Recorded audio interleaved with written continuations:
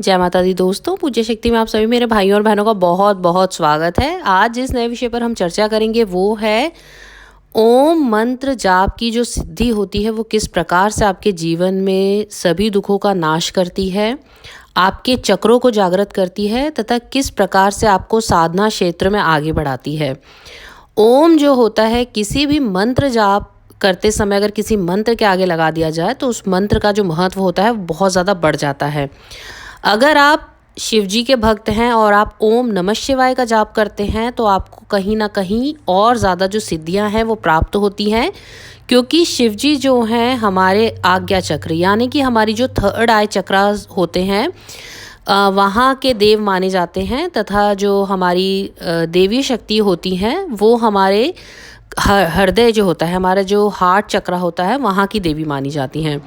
तो जब आप शिव जी की आराधना करते हैं या आप केवल ओम नमः शिवाय का जाप करते हैं या केवल आप ओम का जाप करते हैं तो आपके जो शरीर के आसपास के चक्र होते हैं या आपके आसपास की जो एक रिंग बनी होती है जिससे आपको सुरक्षा मिलती है, जो देवी शक्ति है वो आपके आसपास आकर्षित होने लगती हैं।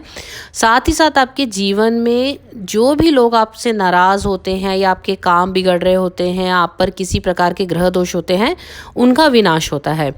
अब ये जो जाप होता है ये किस प्रकार से करना चाहिए, अगर आपके कोई गुरु हैं तो आप गुरु मंत्र के रूप में ओम ले सकते हैं। अगर आपके पास कोई गुरु नहीं है तो साक्षात शिव जी को अपना गुरु मानकर आप जो है आगे आराधना के क्षेत्र में या साधना के क्षेत्र में पढ़ सकते हैं। अब हम बात करेंगे साधना किस प्रकार से की जाती है। ओम साधना जो रहती है वो आपको किस प्रकार से मार्ग दिखाती है तथा आपके गुरु के चयन के बाद या गुरु मंत्र के रूप में ओम जाप लेने के बाद आपके जीवन में क्या क्या चीज़ें जो हैं होने लगती हैं।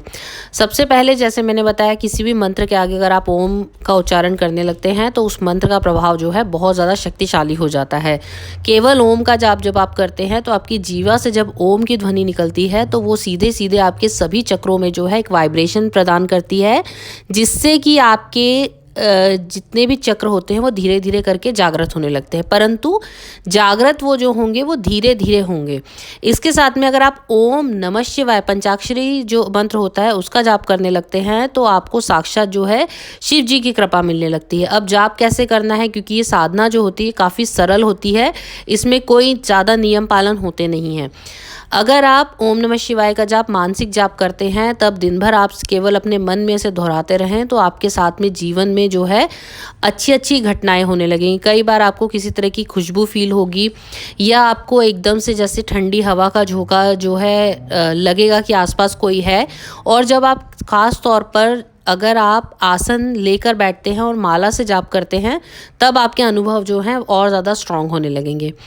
अगर आप जाप लगातार करते रहते हैं तो किस प्रकार से आपको पता लगेगा कि आपको सिद्धि मिल रही है। सबसे पहले जो है स्वप्न दर्शन के माध्यम से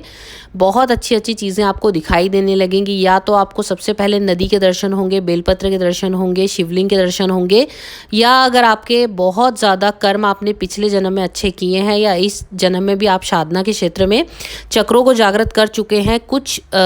अनुपात में, तो हो सकता है कि आपको साक्षात शिव जी के दर्शन भी हो जाएं। अब कई लोगों को बिना जाप के भी शिव जी के दर्शन होते हैं, तो वो इसलिए होता है क्योंकि जो हमारे पिछले कर्म होते हैं उनमें हमने कई प्रकार की साधनाएं की होती हैं जिसका जो फल है हमें इस जन्म में देखने को मिलता है। और सबसे पहले जो ये जन्म में हमें चीज़ें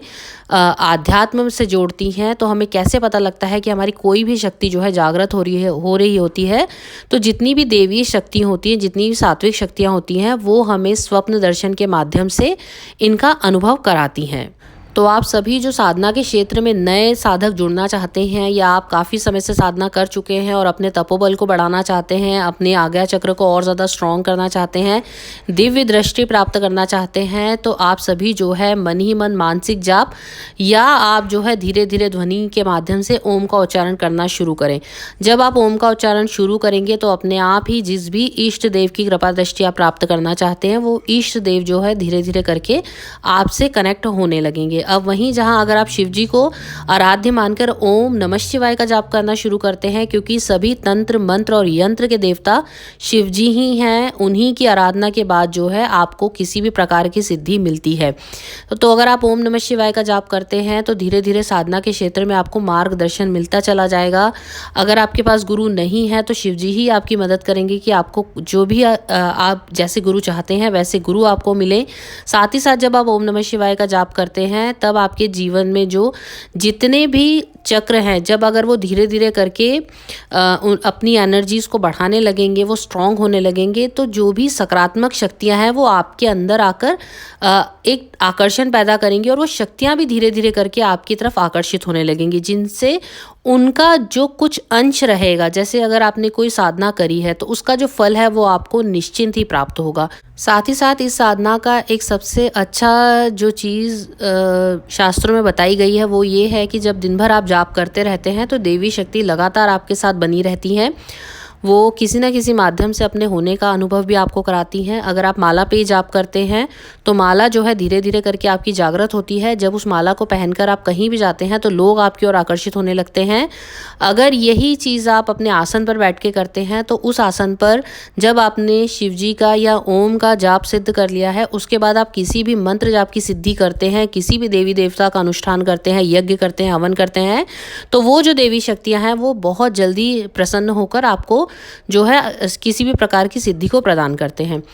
क्योंकि शिव जी की आराधना के बाद ही आप किसी भी प्रकार की आराधना को अगर शुरू करते हैं तो वो सिद्धि या जो साधना के क्षेत्र का अनुभव होता है वो बहुत ही ज़्यादा अलग और बहुत ही ज़्यादा आनंदमय हो जाता है। मतलब आपकी कठिनाइयाँ जो होती हैं, ये रुकावटें होती हैं, वो सब दूर हो जाती हैं। अगर आप नॉर्मल जीवन में भी ओम नमः शिवाय का जाप करते हैं तो साक्षात, क्योंकि शिव शक्ति माता दुर्गा की कृपा दृष्टि भी प्राप्त होती है, शिव जी की भी कृपा दृष्टि प्राप्त होती है, आपका गुस्सा शांत होने लगता है, आपका तपोबल बढ़ने लगता है, मन में जो शांति है वो मिलने लगती है, चेहरे पर तेज आने लगता है और जीवन में सभी प्रकार के ग्रहों का जो दुष्प्रभाव है वो कम होने लगता है। तो भाइयों और बहनों, आशा है आज का ये वीडियो आप सभी को बहुत पसंद आया होगा। आज अपनी वाणी को यहीं विराम देते हुए हम फिर मिलेंगे किसी नए विषय पर चर्चा करते हुए। आप सभी का बहुत बहुत धन्यवाद मुझे सुनने के लिए। धन्यवाद दोस्तों।